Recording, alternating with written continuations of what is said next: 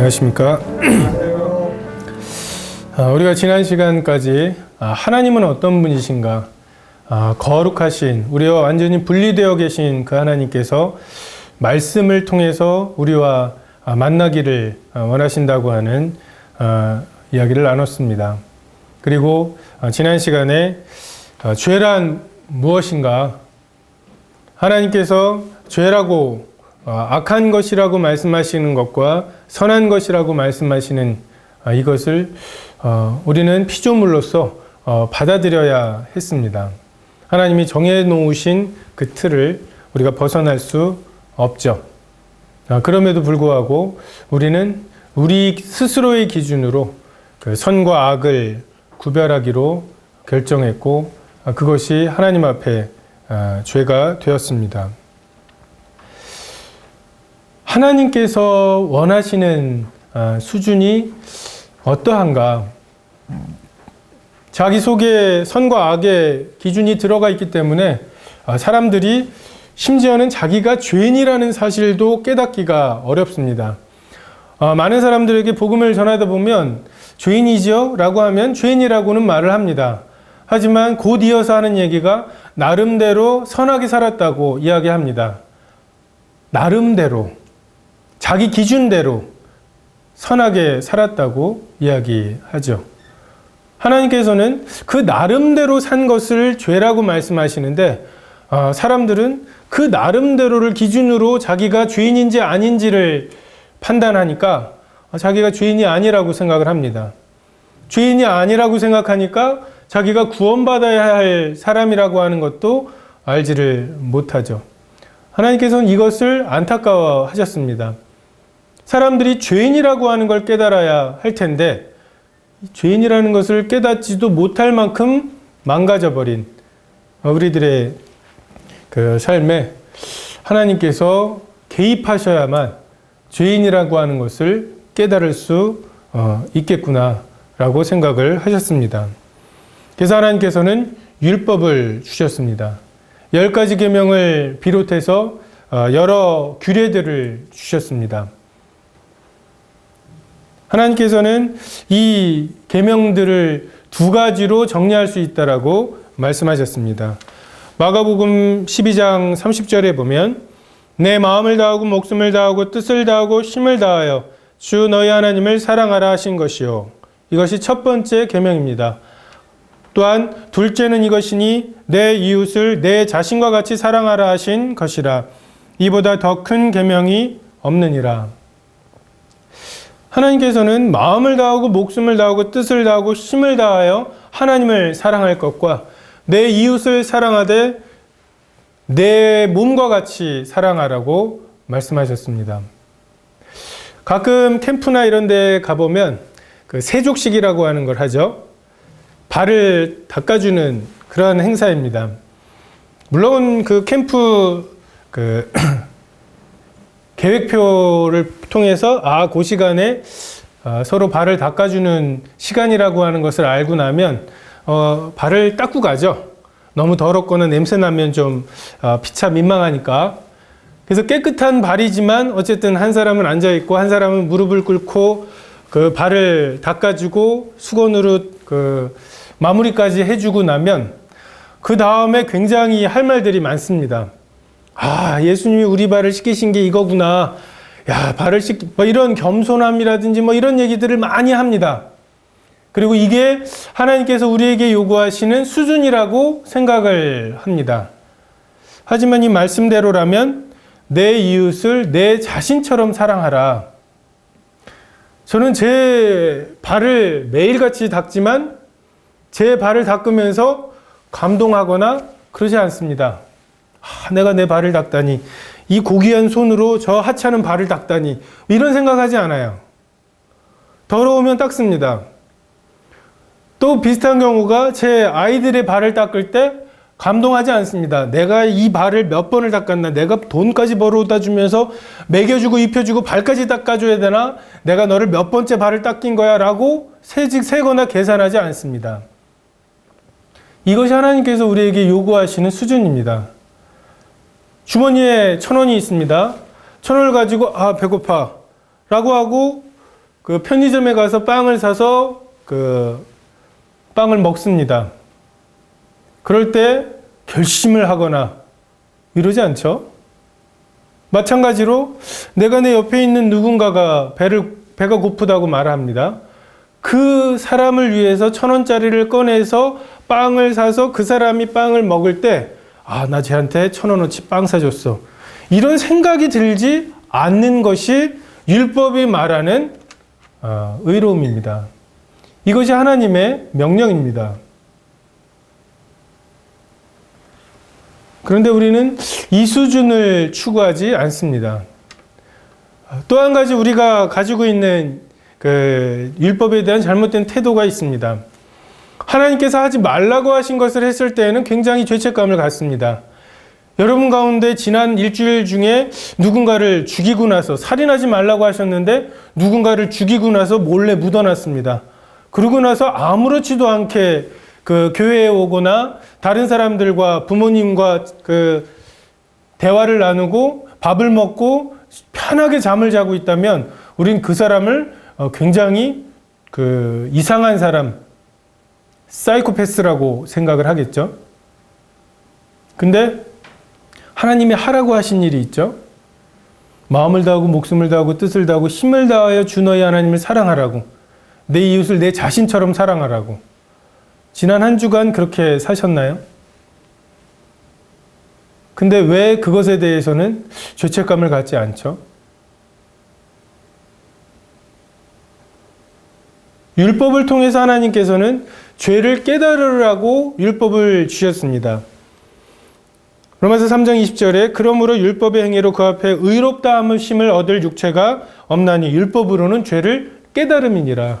율법을 주셨으면 그 율법을 기준으로 해서 죄를 깨달아야 돼요. 거짓말하지 말아야 된다라고 하는 법을 주셨으면 나에게 이득이 됐거나 나에게 손해가 되거나 거짓말을 했으면 아, 내가 거짓말을 했구나, 내가 죄를 지었구나 깨달아야 합니다. 하지만 사람들은 하지 말라고 하신 것을 했을 때에는 굉장히 내가 죄인이라는 걸 깨닫지만 오히려 하라고 말씀하신 것을 하지 않았을 때에는 별로 마음에 감각이 없습니다. 이런 식으로 해서는 죄를 깨달을 수가 없습니다. 하나님께서 율법을 주신 또 하나의 이유가 있습니다. 놀랍게도 율법을 주신 이유는 우리로 하여금 죄를 덜 짓게 만드시거나 조금 더 선하게 살도록 주신 것이 아니라 죄를 더하게 하시려고, 죄를 더 많이 짓게 하시려고 율법을 주셨다고 말씀하십니다. 율법이 들어온 것은 범죄를 더하게 하려 하심이라고. 이게 무슨 말씀입니까? 나는 이미 내 마음에 선과 악의 기준을 가지고 있습니다. 다시 말해서 내가 하나님입니다. 근데 또 다른 하나님이, 그 하나님이 나에게 이래라 저래라 간섭하시면 나는 오히려 그 반항심 때문에 하나님에 대해서 그 계명을 거역하게 되고, 하지 말라고 안 하셨으면 오히려 생각도 안 했을 텐데 하지 말라고 하셨기 때문에 저기가 뭔데? 왜 나한테 이래라 저래라야? 라고 하면서 반항심에 죄를 짓게 돼버립니다. 공부하려고 마음 먹고 딱 앉아 있는데 전화가 옵니다. 야, 텔레비전 그만 보고 공부 좀 해. 그럼 공부하기가 싹 싫어져요. 엄마 오시기 전에 청소라도 좀 해놓을까? 하고서 청소기 들고 청소하려고 하는데 청소하라고 하면 괜히 마음이 뒤틀립니다. 왜요? 내가 선악의 기준이어야 되는데, 내가 우주의 기준이어야 되는데 누가 이래라 저래라 하느냐라는 거죠. 율법이 임하면 우리에게 죄가 더 많아지는, 교회에 다니기 시작하면서 오히려 더 많은 죄를 깨닫게 되었는데, 그러면 그게 죄라는 걸 알았으면 그런 죄를 안 지어야 될 텐데 오히려 더 많은 죄를 짓는 이런 경우들을 보게 됩니다. 하지만 이 율법조차도 하나님의 온전하신 기준이 아닙니다. 예수님께서 말씀하시죠. 율법에 이른바 옛사람에게 이른바 살인하지 말라는 것을 너희가 들었지만 내가 너희에게 이르노니 형제를 미워하는 자마다 이미 살인한 자라고. 너희가 간음하지 말라는 말을 들었지만 내가 너희에게 이르노니 여자에 대하여 음욕을 품은 자마다 마음에 간음한 것이라고 말씀하십니다. 원래 십계명은 그렇게 되어 있어야 해요. 원래 하나님의 온전하신 기준은 우리의 겉모습이 아니라 우리의 마음입니다. 겉으로는 죄를 사랑하면서 속으로는 죄를 사랑하면서 겉으로는 죄를 안 짓는 척 할 수 있습니다. 그것이 예수님 당시에 바리새인들의 삶이었습니다. 그리고 그들의 삶에 대해서 예수님께서는 회칠한 무덤이라고, 무덤 속에는 썩어 들어가면서 시체가 있으면서 그 겉은 하얗게 깨끗하게 발라놓은 것을 말씀합니다. 어떤 아이가 친구들을 집에 초대를 했습니다. 안방에 보면 침대가 있는데 그 침대에 아이들이 막 뛰면서 놉니다. 그 아이가 엄마에게 너는 침대에서 뛰지 말라고 하는 이야기를 계속 들었기 때문에 엄마에게 계속 와서 아이들이 저기서 뛴다고 말을 합니다. 엄마가 야 뛰지 말라고 하라고 하면 가가지고 뛰지 말래 뭐 하는데 아무도 그 아이의 말을 듣지 않습니다. 아이가 계속 왔다 갔다 하면서 엄마에게 아이들이 침대에서 뛴다고 일러 바칩니다. 그때 엄마가 그 아이에게 이야기하죠. 너도 뛰고 싶구나. 겉으로는 이 아이는 그 침대 위에서 뛰지 않습니다. 하지만 그 뛰는 아이들을 보면서 죄를 미워하는 것처럼 보이지만 사실은 자기는 하고 싶은데 안 하고, 근데 이 아이들은 하고, 그게 괘씸할 뿐입니다. 6월절 안식일을 거룩하게 지키라고 하나님께서 말씀하셨습니다. 근데 어떤 사람들은 안식일에 일을 하지 않고 회당에 와 있으면서 안식일에 장사하는 사람들을 판단합니다. 저 나쁜 놈들. 정말 안식일에 하나님을 만나고 이것이 좋은 것이 아니라 나도 안식일에 돈 벌고 싶은데 나는 지금 그걸 안 하고 있다. 근데 저것들은 하고 있다. 율법을 통해서 자기의 죄를 깨달아야 되는데 사람들은 자기의 죄를 깨닫는 것이 아니라 다른 사람들의 죄를 지적하고 정죄하는 이렇게 잘못 사용되어 버렸습니다. 죄를 깨달아야 구원을 바라게 되는데 죄를 깨닫지 못하는 이러한 사람들에게 하나님께서는 진짜 하나님이 원하시는 의로움의 수준, 하나님의 기준을 보여주기로 작정하셨습니다. 그것이 예수 그리스도이십니다. 빌립보서 2장 말씀에 보면 너희 안에 이 마음을 품으라 곧 그리스도 예수의 마음이니 그는 근본 하나님의 본체시나 하나님과 동등됨을 취할 것으로 여기지 아니하시고 오히려 자기를 비워 종의 형체를 가지사 사람들과 같이 되셨고 사람의 모양으로 나타나사 자기를 낮추시고 죽기까지 복종하셨으니 곧 십자가에 죽으심이라. 이러므로 하나님이 그를 지극히 높여 모든 이름 위에 뛰어난 이름을 주사 하늘에 있는 자들과 땅에 있는 자들과 땅 아래에 있는 자들로 모든 무릎을 예수의 이름에 꿇게 하고 모든 입으로 예수 그리스도를 주라 시인하여 하나님 아버지께 영광을 돌리게 하셨느니라.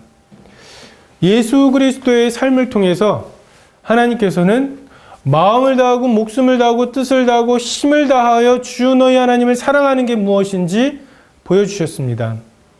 그리고 내 이웃을 내 자신과 같이 또는 내 자신보다 더 사랑하는 삶이 무엇인지 보여주셨습니다.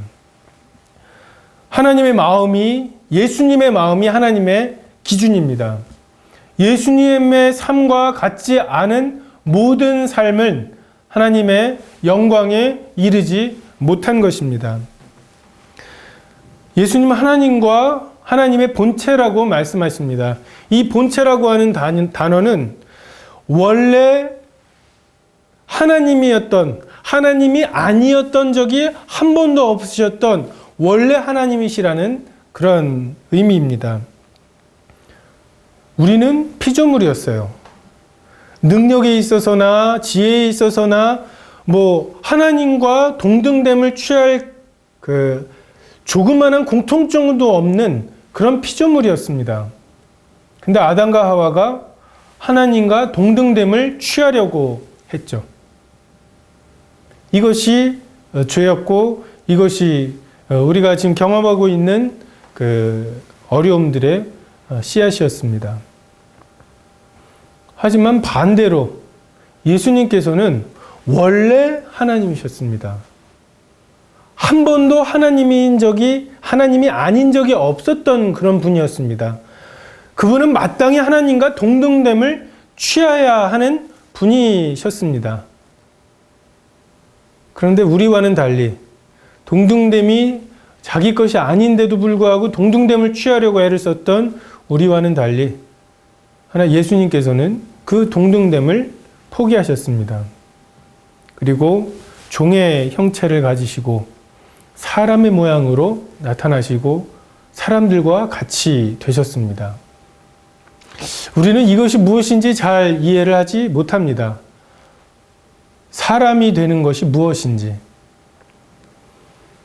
만약에 33평형 아파트에 어떤 아이가 태어나고 만약에 창문과 모든 것이 다 막혀 있고 그 아이는 거기에서만 태어나서 거기에서만 평생을 살아간다면 그것이 그 아이에게 전부라고 생각이 될 것입니다. 가끔 그 아이가 잘못할 때 방에다가 가둡니다. 그리고 그 방에서 나오지 못하게 만들면 그 아이는 저 거실도 있고 부엌도 있고 건넌방도 있는데 나는 이 조그만한 이 안방에 갇혀 있구나라고 굉장히 부자유하다고 생각을 할 것입니다. 그리고 그 문을 열어주면 이제는 내가 가고 싶은 곳을 어디든지 갈 수 있다라고 생각하기 쉽겠죠. 이것이 우리가 경험하고 있는 자유라는 것입니다. 우리는 이 드넓은 우주에 우리 은하만 해도 1000억 개가 넘는 별이 있고 그런 1000억 개씩 모여있는 은하가 이 우주에 1000억 개가 넘는다고 말을 하고 있는데 우리는 그 은하 중에 커다란 별도 아니고 태양이라고 하는 별의 세 번째 행성, 그것도 표면에만 살고 있습니다.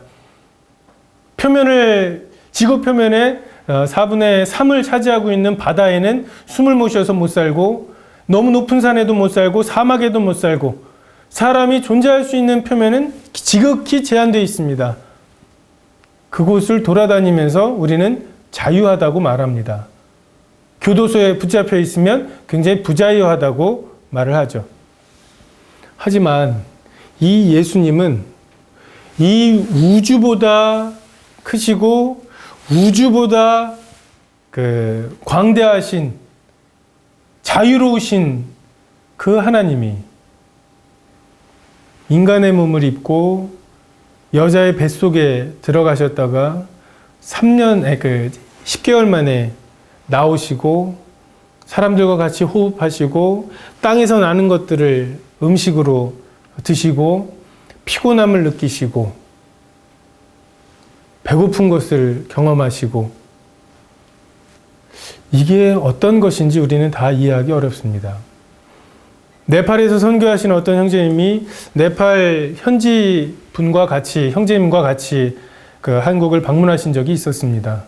그리고 그분이 원래 사시던 아파트에 현지인과 같이 가셨다가 이제 귀국길에 저희 교회를 방문하셔서 이러저러한 간증을 하셨습니다. 근데 그 현지인 형제님이 하시는 말씀이 선교사가 원래 살던 곳을 가봤다고. 그리고 정말 버스 정류장, 시외버스 터미널도 네팔에 있는 국제공항보다 더 시설이 잘 돼 있는 것도 보았고, 지하철로 사람들이 이동하고, 아파트, 정말 고층 아파트에 편리한 모든 것들을 내가 다 봤다고. 근데 이 선교사가 이 모든 것들을 버리고 그 네팔에 왔다고 하는 것을 생각할 때, 아, 이 선교사가 나를 참 사랑한다고 하는 것을 알게 됐다라고 하는 간증을 들은 적이 있습니다. 하나님이 무엇을 버리고 인간이 되셨는지 이것을 알게 될 때야 비로소 우리는 하나님이 우리를 얼마나 사랑하셨는지를 알게 될 것입니다. 예수님께서는 그 종의 형체를 가지셨습니다. 그리고 심지어는 죽으시기까지 했습니다. 생명 그 자체이신 하나님이 죽음을 맛보신다고 하는 것은 원래 죽도록 태어난 우리가 죽는 것과는 다른 것입니다. 근데 요즘은 사형시키는 사람들도 안락사를 시키죠. 잠자듯이 스르르 의식을 잃고 죽는다는 공포도 없이 고통도 없이 죽어가도록 합니다. 만약에 예수님에게 그런 안락사를 요구한다 할지라도 그것은 생명의 근원이신 그분을 무시하고 그분에게 너무한 것을 요구하는 행동일 것입니다. 근데 예수님에게 요구하셨던 죽음은 십자가의 죽음입니다. 십자가는 로마가 그 당시 세계라고 불리웠던 곳들을 정복하면서 한 곳에서 반역이 일어나서 그곳으로 군대가 출동한 사이에 다른 곳에서 또 반란이 일어나면 이건 굉장히 큰일이다. 그래서 정말 반역을 일으키는 사람은 이렇게 죽이겠다고 말하는, 그래서 가장 극악한 형틀을 연구해낸 것이 이 십자가입니다. 초대교회 그리스도인들을 로마 사람들이 잡아다가 서로 칼싸움을 시킵니다.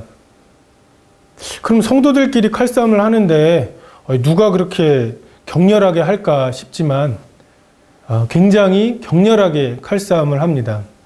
왜냐하면 그 칼싸움에서 이긴 사람은 진 성도를 그 자리에서 죽입니다. 그리고 그 이긴 사람은 십자가에 못 박아 버립니다. 십자가의 고통이 얼마나 큰 것인지를 알기 때문에 서로 내가 십자가에 달리겠다라고 하면서 상대방을 죽일 만큼 십자가는 고통스러운 곳입니다. 예수님께서 재판을 받으시되 피조물들에게 재판을 받으십니다. 그것도 억울한 재판을 받으시죠. 그리고 채찍을 맞으십니다. 끌려가십니다. 자기 십자가가 아닌 십자가를 지고 가십니다. 결국 그 십자가를 끝까지 지고 가지 못하실 만큼 기진맥진하십니다. 십자가에 달리셔서도 많은 사람들이 예수님을 조롱합니다. 심지어 좌우편에 달려있던 강도마저도 예수님을 조롱합니다. 하지만 하나님께서는 이 예수님, 사람들은 예수님의 삶을, 그 십자가의 삶을 가장 비참한 것으로 취급해버렸지만 하나님께서는 그를 지극히 높여 모든 이름 위에 뛰어난 이름을 주사 하늘에 있는 자들과 땅에 있는 자들과 땅 아래에 있는 자들로 모든 무릎을 예수의 이름에 꿇게 하시고 모든 이름으로 예수 그리스도를 주라 시인하게 하실 거라고, 그것을 통해서 하나님 아버지께서 영광을 받으신다고 말씀하십니다. 천막에 거하시는 여호와 하나님을 신뢰하는 사람들, 그 사람들을 통해서 하나님께서는 영광을 받으셨습니다. 하지만 250만이나 되는 이스라엘 백성 중에 홍해가 갈라지는 것을 보았고 10가지 재앙을 다 경험했던 250만이라고 하는 이스라엘 백성 중에 천막에 거하시는 그 하나님을 신뢰했던 사람은 여호수아와 갈렙 두 사람뿐이었습니다. 지금도 십자가에 매달리신 그 예수 그리스도, 그분 앞에, 그 이름 앞에 무릎을 꿇고 그분을, 예수 그리스도를 주라고 시인하여서 하나님께 영광을 돌리는 사람은 극히 소수의 사람들입니다. 여러분에게 이 기회가 주어진 것입니다.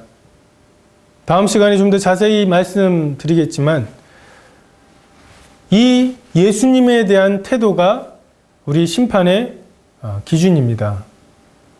우리는 언젠가 이 세상에 있는 모든 사람은, 모든 피조물은 언젠가 예수 그리스도 앞에 무릎을 꿇고 예수 그리스도를 주라고 시인할 것입니다. 사단도 그 무릎을 예수 그리스도 앞에 꿇고 예수, 당신이 나의 주인이시라고 하는 고백을 기어이 하고야 말 것입니다. 하지만 그것은 때가 늦은 고백일 것입니다. 지금은 기회가 있습니다.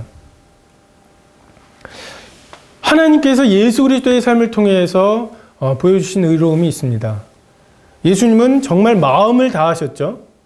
그 고통 가운데 우리는 십자가에 끌려가서 못 박히면 능력이 없기 때문에 매달려 있어야만 하는 존재들입니다. 하지만 예수님은 언제라도 그 십자가에서 내려오실 수 있는 분이었어요. 야, 이제 그만하자. 야, 내가 몸을 입고 이 땅에 와서 여기까지 왔으면, 십자가에 못 박히기까지 했으면 하나님이 너희들을 사랑하신다는 것을 니네가 깨달았어야지. 이제는 돌이켜야지. 어떻게 여기에다 대고서 조롱을 하고 내려와 보라고 하고 내가 못 내려올 줄 아냐고. 그리고 천사들을 통해서 쓸어버리라고 하시면 그 대기하고 있던 천사들이 쓸어버렸을 것입니다. 근데 예수님께서 그 6시간을 어떻게 참으셨을까요? 그 마음을 다하여 하나님을 생각하셨을 것입니다. 하나님의 영광을 생각하셨을 것입니다. 목숨을 다하셨습니다. 할 만큼 했다고 말씀하시지 않았고, 죽기 직전까지 헌신하시지 않았고, 내 영을 아버지께 의탁합니다 라고 하시면서 죽으시기까지 사랑하셨습니다. 헌신하셨습니다. 힘을 다하셨죠. 전지전능하신 그 하나님이 이 십자가를 끝까지 지시기 어려웠을 만큼 힘을 다하셨습니다. 그 피와 땀과 눈물로 인해서 극한 갈증이 일어났고 혀가 이틀에 붙었습니다. 그걸 겨우 떼어내시고 마지막으로 힘을 다하여 다 이루었다 하시고 영혼이 돌아가셨죠. 뜻을 다하셨습니다. 예수께서 승천하실 기약이 차감해 예루살렘을 향하여 올라가기로 굳게 결심하였더라. 우연히 예루살렘에 있다가 돌아가신 것이 아니라, 또는 예루살렘에 가면 어떻게 되실 걸 몰랐기 때문에 그곳에 계셨던 것이 아니라, 그곳에 가면 어떻게 될 것을 아셨음에도 불구하고, 또는 그곳에 가면 어떻게 될 것을 아셨기 때문에 그 길을 굳게 결심하고 가셨습니다. 또한 이웃을 사랑하셨죠. 누군가가 내 등에 채찍을 때립니다. 그 채찍 때리는 사람을 돌아봅니다. 그리고 예수님께서 생각하셨죠. 그가 나의 등을 채찍을 때림으로 그가 나음을 입을 거다. 그가 내 옆구리를 찔러야만 그 죄가 사해질 거다. 도살장으로 끌려가는 소처럼, 저들이 나를 죽이고 내 고기를 먹고 배부르겠구나. 털 깎는 자 앞에 잠잠한 양처럼 저들이 내 털을 깎아서 따뜻해지겠구나. 이것이 예수님의 삶이었습니다. 내 이웃을 내 몸보다 더 사랑하신, 나는 털이 깎여서 춥더라도 그들이 따뜻해지는 것을 기쁨을 삼으셨습니다.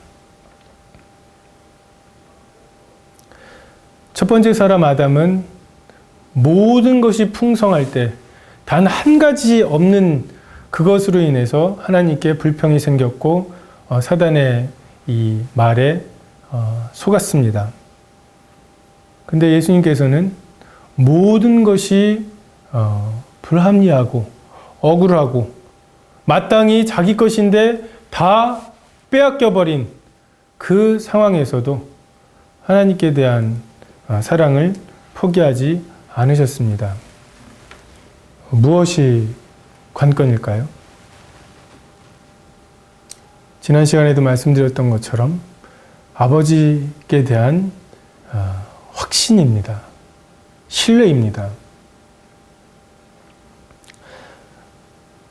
어떤 아이가 집에 돌아오니 어머니가 안 계십니다. 배가 고파요. 그래서 라면을 끓이려고 물을 올려놓고 지금 라면이 막 펄펄 물이 끓습니다. 이제 라면을 집어넣기만 하면 이제 라면을 먹을 수가 있는데 어머니한테서 전화가 왔어요. 야, 너 뭐하니? 지금 라면 배가 고파서 라면 끓여 먹으려고요. 야, 라면 끓여 먹지 말고 너 지금 어디로 나와. 거기까지 가려면 지금 한 30분은 걸릴 텐데요. 지금 너무 배가 고파요. 야야, 그냥 나와. 전화를 끊었습니다. 어떻게 하시겠어요? 만일 어머니에 대해서 신뢰가 있는 아이라면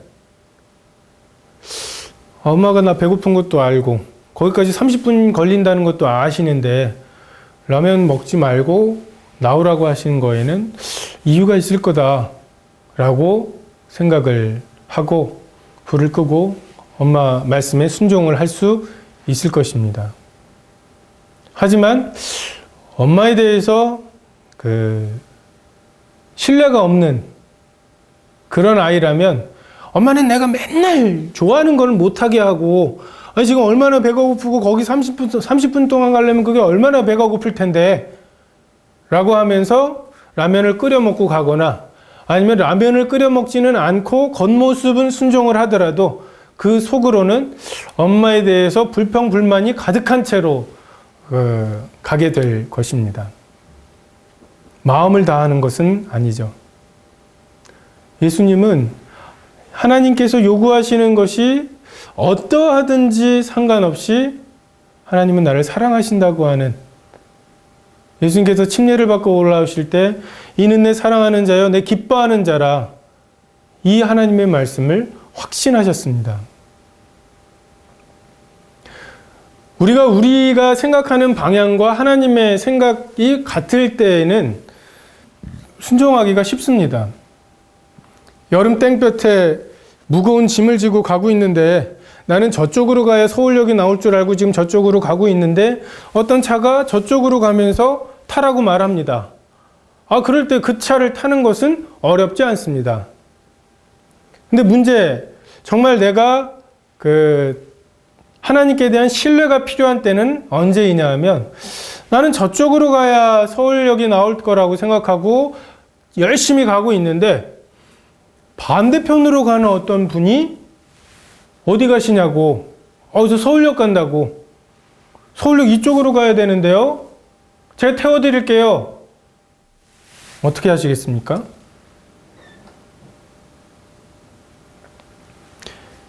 우리의 하나님께 대한 믿음은 우리의 마음과 하나님의 마음이, 또는 우리의 방향과 하나님의 방향이 같을 때가 아니라 예수님처럼 하나님이 우리는 행복하기 위해서 점점 높아져야 된다고 생각을 합니다.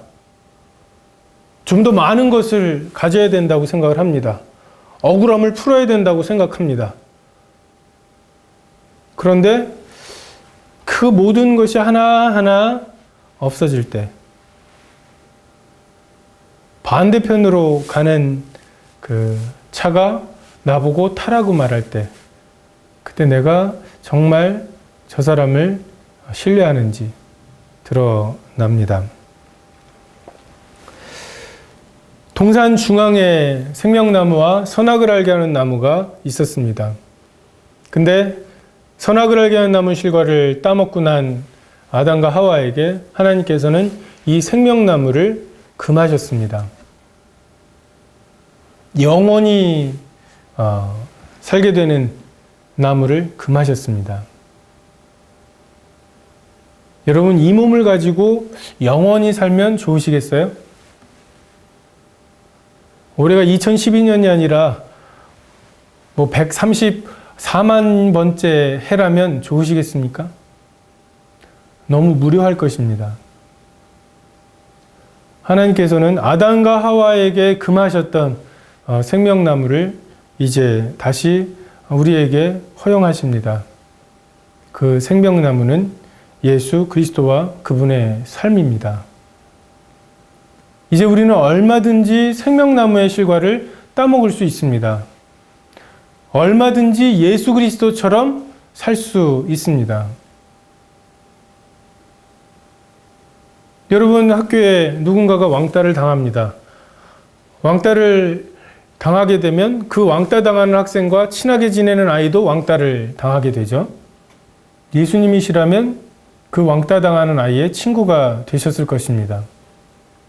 세리와 창녀의 친구가 되신 예수님, 그것이 예수님의 별명이었거든요.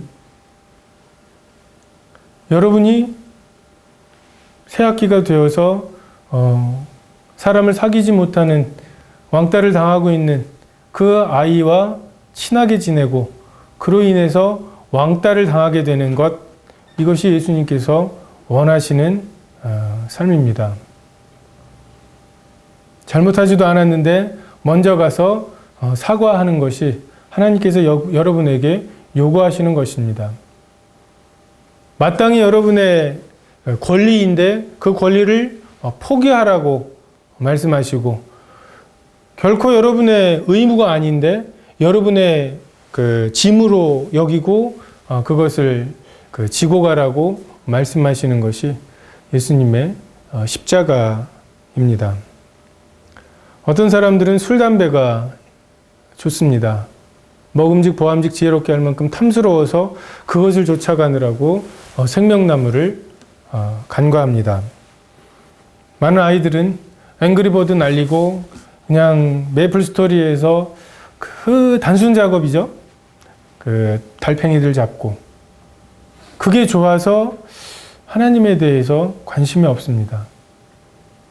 그냥 심심풀이로 너무 심심하고 시간이 남아 돌아서 게임을 하지만 주일날 교회에 가서 성경 일주일 동안 읽은 거 있냐고 하면 시간이 없어서 못 읽었다고 말을 합니다. 예수 그리스도와 함께 할 수 없는 것들을 여러분의 삶에서 제거해야 합니다. 하나님께서 미워하시는 것들을 여전히 가진 채 하나님께 갈 수는 없습니다. 이 세상에서 가장 위험한 짓은 예수 그리스도와 함께 하지 않으면서 하나님께 나아가는 것입니다. 여러분과 하나님은 어떤 관계입니까? 하나님에 대해서 여러분은 얼마나 신뢰할 수 있으십니까? 하나님께서 여러분에게 어떤 수준까지 요구하실 수 있습니까? 종의 형체를 가지는 거, 사람의 몸을 입는 거, 죽어야 된다고 말씀하시는 거, 그 죽음도 십자가의 처참한 죽음이라면 그럼에도 불구하고 여러분은 하나님은 선하십니다. 하나님이 나에게 좋지 않은 것을 요구하실 리가 없습니다. 라고 고백하면서 하나님을 따라가실 수 있겠습니까? 예수 그리스도의 삶은 분명합니다. 예수 그리스도의 삶을 통해서 하나님께서 요구하시는 삶의 수준도 분명합니다. 그 수준에 도달하지 못하는 것은 다 죄입니다. 모든 사람이 죄를 범하였음에 하나님의 이 영광, 예수 그리스도를 통해서 보여주신 이 영광에 도달하지 못했습니다.